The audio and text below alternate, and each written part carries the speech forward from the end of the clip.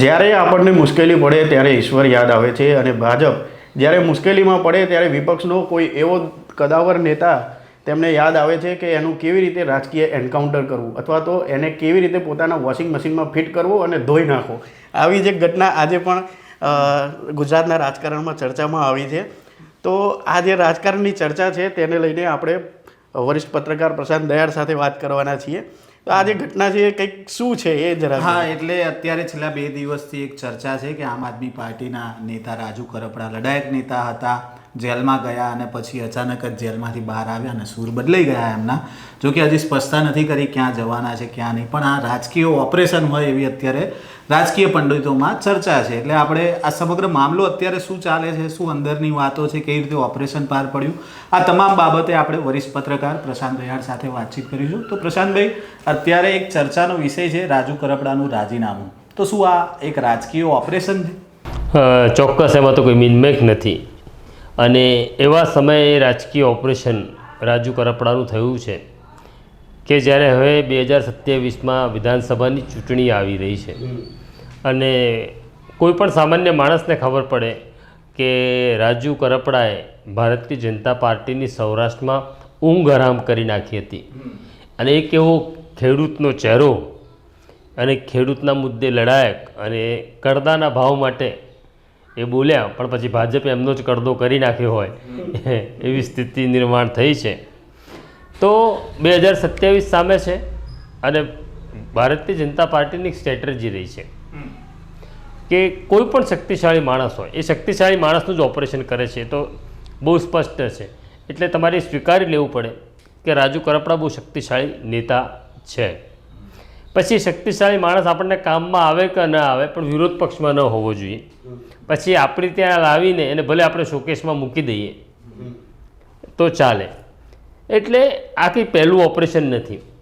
આની પહેલાં પણ એક આ પ્રકારના ઘણા બધા ઓપરેશનો થયા છે, જેમાં એક પટેલ ચહેરો જોઈતો હતો, એમને નવો ચહેરો, એટલે હાર્દિક પટેલને લાવવામાં આવે. ત્યારે પણ જેમ કેટલાક આઈપીએસ અધિકારીઓની, કેટલાક બિલ્ડરોનો સહયોગ લેવામાં આવ્યો અને હાર્દિક પટેલ આવ્યા.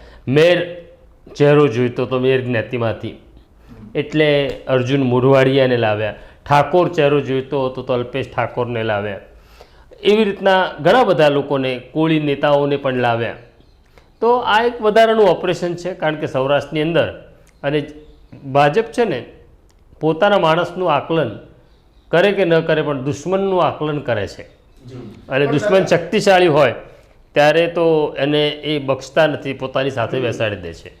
પણ દાદા, આ જે તમે વાત કરી કે આ પ્રકારના જે રાજકીય ઓપરેશન હોય એમાં દાદા આઈપીએસ અથવા તો આઈએએસ અધિકારીઓ, જે કક્ષાના અધિકારીઓ છે, એમનો આ રીતે ઉપયોગ થાય છે, એમાં તમે કેવી રીતે જુઓ છો? આ કંઈ નવું નથી. રાજકારણીઓની એક બહુ સરસ તાસીર રહી છે કે સામેના માણસને ઓળખતા, એનું મૂલ્યાંકન કરતાં એમને સારી રીતના આવડે છે.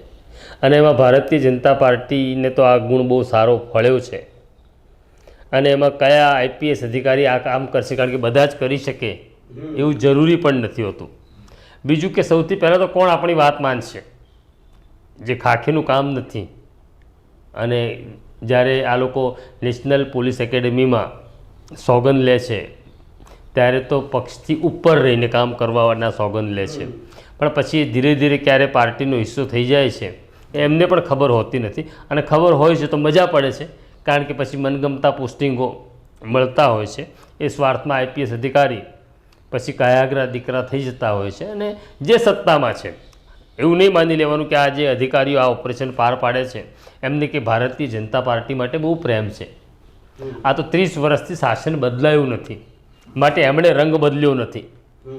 કાલે કોઈ ચમત્કાર થઈ જાય અને ભાજપની સરકાર જતી રહે તો આ અધિકારીઓને કોંગ્રેસનો ખેસ પહેરવામાં જ્યારે સંકોચ નહીં થાય.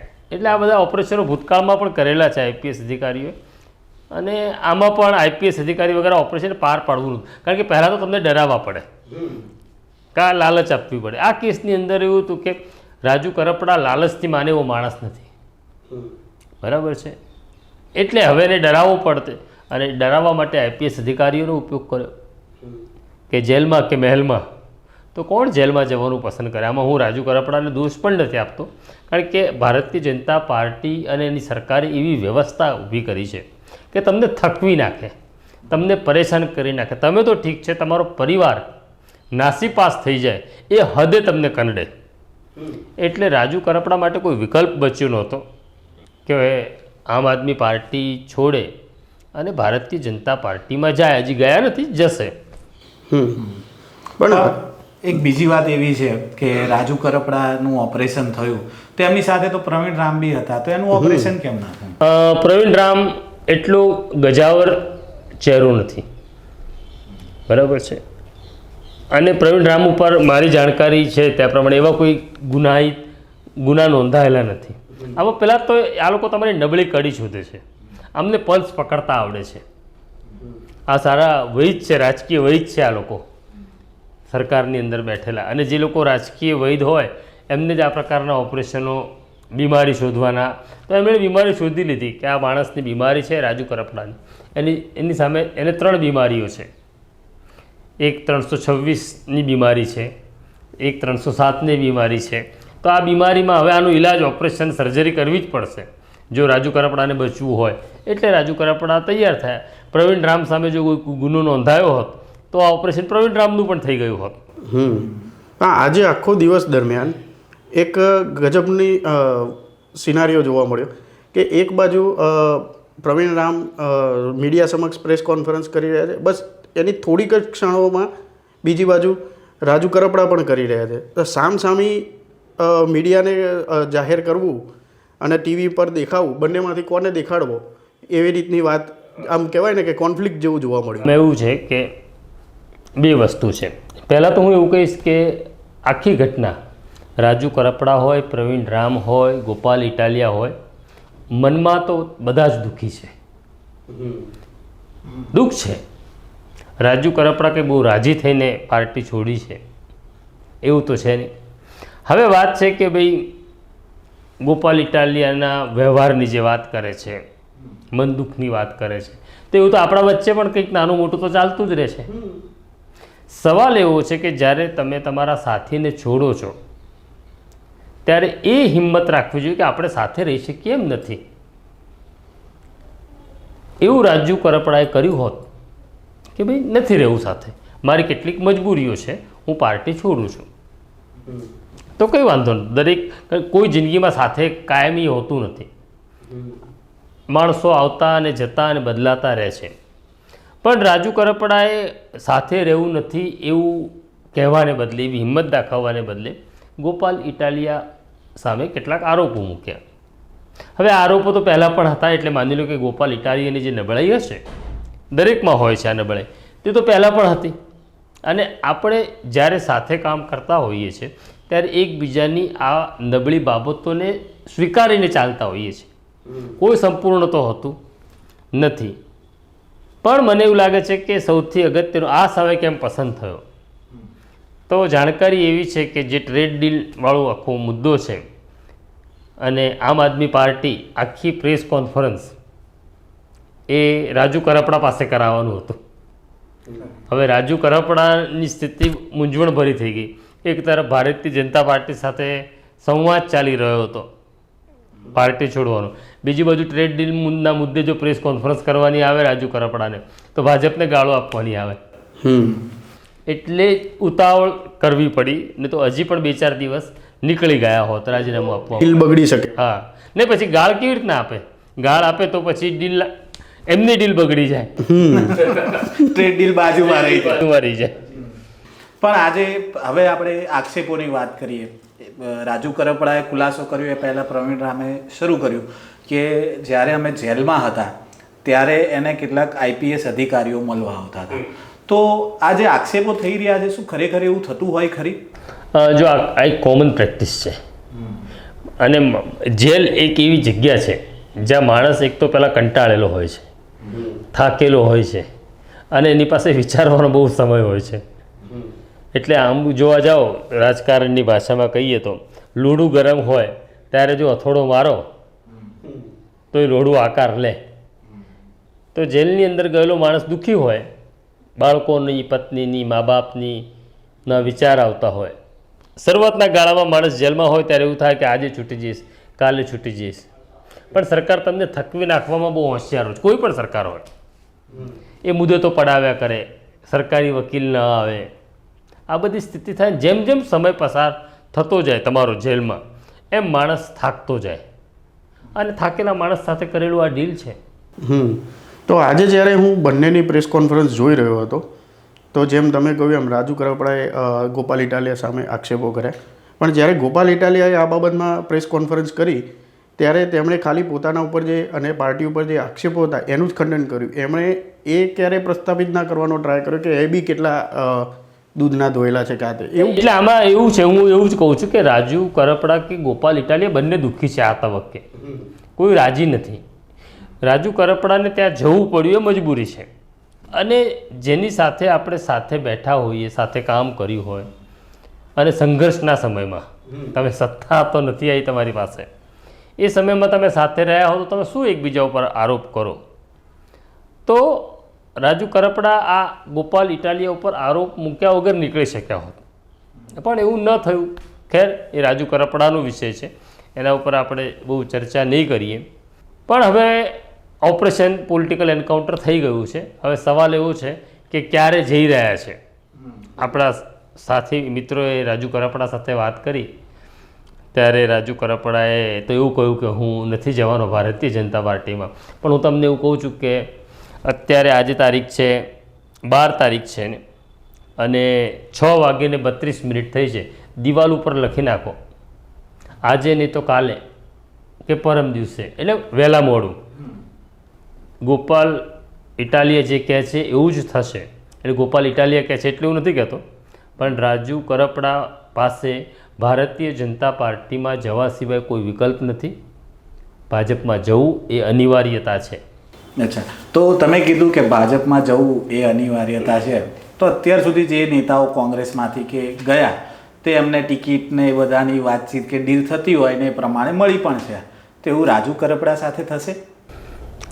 તમે કઈ પોઝિશનમાં જાઓ છો ને, તમારી સાથે સોદો થાય, તમારો હાથ ઉપર હોય તો તમારી સાથે એ સોદો થઈ શકે, પણ તમારો હાથ ઉપર ન હોય તો તમે અત્યારે તો તમારો હાથ પથ્થર નીચેથી કાઢવાનો છે. રાજુ કરપડા ઉપર કેસ છે, એમાં સરકાર એટલે કે સરકારી વકીલ એગ્રેસિવ થઈને વર્તે નહીં અને સજા ન પડે એ દિશામાં આગળ. અત્યારે માગવાનો સમય નથી, અત્યારે બચવાનો સમય છે. તો રાજુ કરપડા કંઈ માગી શકે એવી સ્થિતિમાં નથી, અને હું માનું છું નહીં આપે. આ પાર્ટી બહુ હોશિયાર પાર્ટી છે, એક વખત તમને અંદર લઈ લે અને પછી તો નથી આપતી. તમે નવા આવેલા લોકોમાં તમે જુઓ તો અર્જુનભાઈ સિંહે કોને શું આપ્યું? બધાને લટકાવી રાખ્યા, કોઈ બોલી શકતું નથી.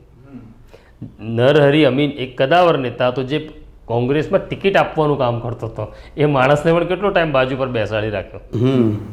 પણ દાદા, જેમ આની અંદર જોવા જઈએ તો રાજુ કરપડા હવે માની લો કે ભાજપમાં ના જાય અને કોઈ સાઈડમાં પોતે જ જે અત્યારે એમણે પ્રેસ કોન્ફરન્સમાં કીધું છે એની અંદર કેટલું આમ તથ્ય લાગે છે કે ના એવું કરી શકે? એ તર્કની પણ ચર્ચા કરીએ. એક જેણે મને કીધું કોંગ્રેસમાં જાય કે પછી અપક્ષ એટલે ખેડૂતોનું એક સંગઠન કરે. હું એવું કહું છું કે એ ખેડૂતોનું સંગઠન કરે, અપક્ષ રહે કે કોંગ્રેસમાં જાય, જોખમ તો ભાજપને છે. રાજુ કરપડાનું બહાર રહેવું, પાર્ટીથી ભાજપમાં ન રહેવું, એ સૌરાષ્ટ્રની અંદર રાજુ કરપડા રોલર ફેરવી નાખે. શું કારણ છે? સીટો ખેડૂત તરીકેની એક પકડ છે, ખેડૂત નેતા તરીકે એનો એગ્રેશન જે છે એ ખેડૂતોમાં એક લોકપ્રિય છે, એ તો તમારે સ્વીકારી લેવું પડે. એ કોંગ્રેસમાં જાય તો કોંગ્રેસની બાજી ઉપર થઈ જાય, એક અપક્ષ ઉભા રહે તો પણ એ ભાજપને નુકસાન કરી જાય. આ સ્થિતિમાં ભાજપને આ પરવડે એમ નથી કે કોંગ્રેસમાં જાય કે અપક્ષ રહે. અત્યારે રાજુ કરપડા એવું કીધું છે કે હું મારા સાથીઓને પૂછીશ, આ તો એક ફોર્માલિટી હોય છે, હું એક નિર્ણય લઈ લઉં નવજીવન ન્યૂઝમાં માનસિક રીતે, અને પછી હું એવું કહું કે હું મારી ઓફિસમાં મારા કલીગ સાથે વાત કરી લઈશ, પણ મારો નિર્ણય નક્કી હોય છે. તો આ એક એવી પ્રોસિજર છે કે હું મારા સાથીઓને, મારા ખેડૂત આગેવાનોને પૂછી લઈશ, પણ મન બનાવી લીધું છે, નિર્ણય લેવાઈ ચૂક્યો છે. રાજુ કરપડાને પાસે કોઈ વિકલ્પ જ નથી ભારતીય જનતા પાર્ટીમાં જવા સિવાય એ કોંગ્રેસમાં પણ ન જઈ શકે, અપક્ષ પણ ઉમેદવારી ન કરી શકે, રહેવું જ પડશે ભાજપમાં. એ અપક્ષ ઉમેદવારી કરે તો ભાજપનું ધોવાણ થાય એવું છે સૌરાષ્ટ્રમાં. પણ તમે કીધું કે ભાજપમાં જાય, હવે રાજુ કરપડાની તાસીર એવી છે કે એમણે આક્રમક જ આપણે એમને જોયા છે, તો હવે ભાજપમાં જાય તો આ બધું તો એમને ત્યાં કશું આક્રમકતાથી તો કંઈક કરવા જ ના મળે, તો લોકચાહના કેમ રહેશે? આપણે હાર્દિકને કેટલો આક્રમક જોયો હતો. હા, હાર્દિકની સભામાં તો 10 લાખ લોકો આવતા હતા. હવે એ હાર્દિકે ભાષામાં બોલે તો એ તો તમે જ્યારે સત્તાની સાથે નથી હોતા ત્યારે તમારી આક્રમકતા જુદી હોય છે, અને સત્તામાં હો ત્યારે હું એવો શબ્દ કહીશ કે ત્યારે ડાપણ બહુ જરૂરી હોય છે. પણ દાદા પછી જ્યારે જો માની લો કે એ ભાજપમાં જાય છે અને જેમ તમે કહ્યું એમ ડીલ હતી કેસવાળી કદાચ, બરાબર, તો એ સિવાય તો હાર્દિકની જે ડીલ હતી એ પ્રમાણે તો હાર્દિકના કેસો પરત ખેંચાયા, પણ હાર્દિકમાં ડીલ એવી હતી કે ટિકિટ આપીશું તો આપી. એનું કારણ એવું હતું કે હાર્દિક પટેલનો એક ચહેરો જોઈતો હતો, યુવાન ચહેરો, એટલે ટિકિટ આપી છે. હવે રાજુ કરપડા છે એ કાઠી છે. હવે જો પાર્ટીને કોઈ કાઠી ચહેરાની જરૂર હશે, બરાબર છે, તો ચોક્કસ ટિકિટ આપશે. આપણે એવું નથી કહેતા કે ટિકિટ નહીં જ આપે, કારણ કે એ નિર્ણય આપણે કરતા નથી. એ નિર્ણય છેલ્લે તો આ પ્રકારના બધા જ નિર્ણય હું માનું છું અમિત શાહ કરે છે. અહીંના બધા નેતાઓ બહુ નાના છે આ પ્રકારના નિર્ણય કરવા, અને આ ઓપરેશન પણ થયું હશે એ અમિત શાહને પૂછ્યા વગર આ ઓપરેશન ન થાય. અમિત શાહે લીલી ઝંડી આપી હશે અને અમિત શાહને ખબર હશે કે આ માણસની અનિવાર્યતા છે આપણને પાર્ટીમાં, તો જ ઓપરેશન પાર પડે. પણ તો પછી એમનું રાજકીય કરિયર દાવ પર લાગી જશે. હા, પણ તો પછી જેલમાં જવું છે કે રાજકારણ રમવું? કાલે માની લો કે હાઈકોર્ટની અંદર સજા કાયમ રહી જાય, સરકાર આક્રમક રજૂઆત કરે અથવા બીજા કોઈ કેસમાં સજા પડી જાય, તો પછી તમે દોષિત જાહેર થઈ જાઓ તો તમે ચૂંટણી લડી શકતા નથી ને. પણ આની અંદર એવી પણ ડીલ હોઈ શકે કે બીજા 1-2 જણને લેતું આવવાનું. આ તો આપણે પેલી ચર્ચા કરી કે ટિકિટનું, જેલનું, પણ આવી પણ કોઈ ડીલ હોય નહીં. એટલે આમાં એવું છે કે હું ચારધામની યાત્રાએ જવું છું તારે આવું છે, એના જેવો સવાલ છે. કંઈક લાભ મળતો હોય તો કોઈ પણ ચારધામની યાત્રાએ આવે. આ ચારધામ જેવું જ છે. એટલે આજે રાજુ કરપડાએ કીધું આમાં 2 ધામ દિલ્હી છે અને 2 ધામ અહીંયા છે, બરાબર. કોણ જશે? એમને તો ચેતર વસાવાને પણ લાવવા છે, બરાબર છે. એટલે હવે તો સ્થિતિ એવી થઈ ગઈ છે છેલ્લા કેટલાય વર્ષોથી કે આપણે હવે એવું કોઈ દાવો ન કરી શકીએ કે આ નહીં જ જાય, બરાબર છે. આજે પણ આપણા સાથી ફૈઝાન સાથે વાત કરતાં ગોપાલ ઇટાલીએ કીધું કે 500 ઘા મને મારે તો પણ હું આમ આદમી પાર્ટી ન છોડું. આવા દાવાઓ આપણે ભૂતકાળમાં બીજા નેતાઓના જોયેલા. એમ તો રાજુ કરપડા કહેતા હતા જાહેર સભા પરથી, પછી મેં એમને સવાલ બી પૂછ્યો હતો કે ગોળી ખાઈશું ને બધું કરીશું. હા, બરાબર છે. એટલે આ બધું સમય આવે જ ખબર પડતી હોય છે.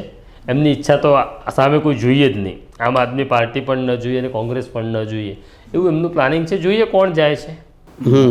પણ દાદા આ બધા પ્રશ્નોની વચ્ચે જે મુખ્ય વાત જે તે સમયે હતી ખેડૂતોવાળી, એ કરદા પ્રથાથી લઈને એ બધી વાતનું શું થશે?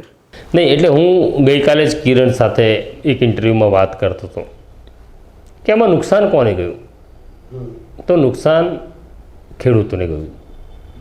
આમ આદમી પાર્ટીને નુકસાન નથી. આમ આદમી પાર્ટી તો માં પાછો કોઈક નવો રાજુ કરપડા કે પ્રવીણ રામ કે ગોપાલ ઇટાલિયા આવે. પાર્ટી તો નિરંતર ચાલ્યા કરતી પ્રક્રિયા છે. પણ આ પ્રકારનો જ્યારે વિરોધ પક્ષની બહુ આવશ્યકતા હોય છે, લોકશાહીમાં વિરોધ પક્ષ બહુ મહત્ત્વનો હોય છે, અને વિરોધ પક્ષમાં રાજુ કરપડાએ બહુ મહત્ત્વનું કામ કર્યું. સરકારને જગાડવાનું, સરકાર સામે બોલવાનું, લોકોને એકત્રિત કરવાનું અને સરકાર સામે બોલવાની હિંમત કરવાનું. ત્યારે રાજુ કરપડાનું આમ આદમી પાર્ટી છોડવી અને ભારતીય જનતા પાર્ટીમાં જવું, મને એવું લાગે છે કે આ સૌથી મોટું નુકસાન ગુજરાતના ખેડૂતોને થયું છે કે જેનો એ અવાજ હતા. પણ આજે રાજુ કરપડાએ એક વાત કરી પ્રેસ કોન્ફરન્સ દરમિયાન, એમને ખેડૂતોનો જ સવાલ કરવામાં આવ્યો હતો. તો એમણે એવું કીધું કે ખેડૂતોનું સારું કરશે તો સત્તા પક્ષ સાથે છે. હવે અત્યાર સુધી વર્ષો સુધી ખેડૂતો, એમણે એવું કહેતા હતા ખેડૂતોનું સારું નહીં થયું, નુકસાની થઈ ના, તો રાતોરાત સારું થઈ જશે નહીં. એટલે હું એ જ સવાલ કહું છું, હવે રાજુ કરપડા કડદાની ના ભાવની વાત કરશે. એ જો ભારતીય જનતા પાર્ટીમાં જઈને કડદાની વાત કરી શકતા હોય, કે પાક વીમાની વાત કરી શકતા હોય, કે ખેડૂતોને થયેલા નુકસાન વિશે વાત કરી શકતા હોય, તો હું માનીશ કે બહાદુર નેતા છે, કે સરકારમાં રહીને સરકાર સામે બોલી શકે છે, લોકોની વાત કરી શકે છે. અને જો સરકારમાં બેસીને પણ, હું તો એવું માનું, ભારતીય જનતા પાર્ટીમાં બેસીને પણ જો ખેડૂતોનું એ ભલું કરી શકતા હોય તો ઉત્તમ છે. પણ આવું થતું નથી. જો સરકારને ભલું જ કરવું હોય લોકોનું, તો પછી ગોપાલ ઇટાલિયા હોય, કે રાજુ કરપડા હોય, કે જિગ્નેશ મેવાણી હોય, કે પ્રવીણ રામ હોય, એના આંદોલન શું કામ કરવા પડે? સરકાર બધું કરતી હોત તો. એમ આપણે આમ આદમી પાર્ટી પર આવીએ કે અત્યારે જે પ્રકારે રાજુ કરપડાએ સવાલો ઉઠાવ્યા કે ગોપાલ ઇટાલિયા પર, તો શું ખરેખર ગોપાલ ઇટાલિયાનું એટલું બધું કદ થઈ ગયું છે? આમ તો જનરલી જોવા જઈએ તો પ્રદેશ પ્રમુખ હોય, એના હાથમાં નેતૃત્વ હોય, પણ એવું અહીંયા જોવા નથી મળતું. આમાં એવું છે કે મેં ગઈકાલે પણ આ સવાલ મને પૂછવામાં આવ્યો હતો કિરણ દ્વારા. ત્યારે મેં એવું કીધેલું કે આ છે ને પર્સનાલિટી ક્લેશ છે. કેટલાક વ્યક્તિઓનું વ્યક્તિત્વ એવું હોય છે કે તમારી ઉપર હાવી થાય. એટલે પ્રમુખ ભલે ઈસુદાન હોય, પણ ગોપાલ ઇટાલિયાનું વ્યક્તિત્વ એવું છે તમારી ઉપર હાવી થાય. એ હાવી થાય અથવા તમને એવું લાગે તમારી ઉપર હાવી થઈ રહ્યા છે, તો એના કારણે થયેલો આ પર્સનાલિટી ક્લેશ છે. રાજુ કરપડાનો નિર્ણય બહુ જ વ્યક્તિગત છે, રાજુ કરપડાનો નિર્ણય છે, પણ કેટલાક પ્રશ્નો જિંદગીમાં અને સંસ્થામાં એવા હોય છે જે સાથે બેસીને ચર્ચા કરો તો એનો ઉકેલ આવી શકે છે. પણ હવે જવું તું એટલે તમે કોઈ કારણ ઊભું કરો તો જુદો પ્રશ્ન છે. આ પ્રેસ કોન્ફરન્સમાં રાજુ કરપડા એક વાત કરતા હતા કે એટલે મતલબ કેટલાય વર્ષોથી આ કેસ મારા ઉપર છે, પણ છતાંય મેં તો કડદા પ્રથાથી લઈને બધી વસ્તુમાં અવાજ ઉઠાવ્યો છે. અચાનક થોડી એવું હોય કે હું એના કારણે રાજીનામું આપું.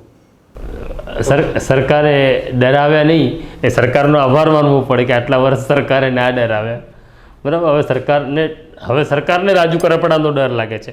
આટલા વર્ષ સુધી એવું હતું કે રાજુ કરપડા કોણ, એમ સરકાર ઇગ્નોર કરતી હતી. પણ કડદા પ્રથા સામે જે આંદોલન થયું ને જે રીતના લોકો એકત્રિત થયા, એનાથી સરકારને ડર લાગ્યો રાજુ કરપડાનો, અને ડર લાગ્યો માટે રાજુ કરપડાને ડરાવવાની શરૂઆત કરી. આ તો એનું પરિણામ છે. પ્રશાંતભાઈ, મારે એક સવાલ એ પણ પૂછવો છે, અમારો અંતિમ સવાલ છે કે આજે ગોપાલ ઇટાલિયા કાગળો લઈને આવ્યા અને કીધું કે આજે 2 કેસનું ફાઇનલ હિયરિંગ હતું, અને જો આજે રાજુ કરપડાએ જાહેરાત ના કરી હોત તો પછી આમાં ડિસિઝન કંઈક અલગ આવતું. તેવું શક્ય હોય નહીં. એટલે આની અંદર એવું છે કે કોર્ટે પોતાનો નિર્ણય કરવાનો હોય છે. એટલે કે રાજુ કરપડા ભાજપમાં જવાની જાહેરાત ન કરે અથવા આમ આદમી પાર્ટી ન છોડે એટલે જજ કે ચુકાદો બદલી નાખે એવું નથી હોતું. પણ સવાલ એટલો એવો હોય છે કે સરકારે જે સ્ટેન્ડ લેવાનું છે, કારણ કે બધા જ ગુના છે સરકાર પક્ષે હોય છે. એક વખત કોઈ એફઆઈઆર થઈ જાય પછી તમારી સામે, આરોપીની સામે જે પક્ષ હોય છે સરકાર હોય છે, સરકારી વકીલ હોય છે. તો સરકારી વકીલે નબળી રજૂઆત કરવી, નબળો પક્ષ મૂકવો, એ બધું સરકારની સૂચનાથી જ થતું હોય છે બધે. તો એવું નથી કે કંઈ જજ આમ આદમી પાર્ટીના માણસને સજા કરી દે તેવું તો થાત નહીં. પણ સરકારનો પક્ષ બહુ અગત્યનો હોય છે અને આવું થતું હોય છે. સરકાર ફ્લેક્સિબલ થતી હોય છે. જેમ આપણે હાર્દિકમાં પણ જોયું, નિકોલવાળો કેસ પણ છેલ્લે નીકળી ગયો.